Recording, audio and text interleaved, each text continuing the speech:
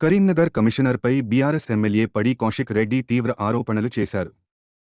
Commissioner తన అన్న మరియు అతని భార్యకు ప్రభుత్వ వాహనాలు వినియోగిస్తున్నారని ఆయన ఆరోపించారు. అంతేకాకుండా వారిని విధుల్లో దింపడానికి ప్రభుత్వ వాహనాలతో పాటు పోలీస్ బందోబస్తును కూడా ఉపయోగిస్తున్నారని విమర్శించారు. అతనికి ఆ అధికారం ఎక్కడిది అంటూ ఎమ్మెల్యే ప్రశ్నించారు.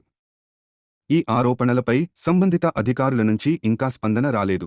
వాళ్ళ అన్నకి చెల్మేడ కాలేజ్లో రేడియాలజిస్ట్గా గౌసలం గారి సొంత అన్న పనిచేస్తూ ఉన్నాడు.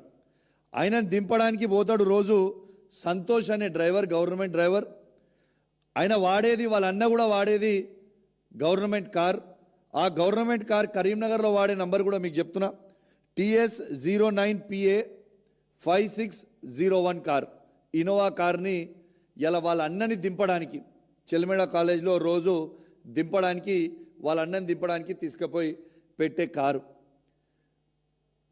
వారి సతీమణికి, సిపి గారి సతీమణికి ఇద్దరు కానిస్టేబుల్ని ఇచ్చి ఆమెకి అవుట్సోర్సింగ్ ఎంప్లాయ్మెంట్లో మొన్న కరీంనగర్లో జాబ్ పెట్టించి, ఆ జాబ్కి కరీంనగర్ సిపి గారి భార్యతోని ఇద్దరు లేడీ కానిస్టేబుళ్ళు పోతా ఉన్నారు.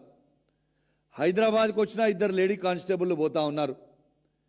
ఇది ఎవరి సొమ్ము, ఎవరికి దానం చేస్తూ ఉన్నారు? ఇలా కరీంనగర్ సిపి గారికి ఏ రైట్ ఉన్నది ఈ విధంగా ప్రైవేట్ వ్యక్తులకి వాడడానికి కోసం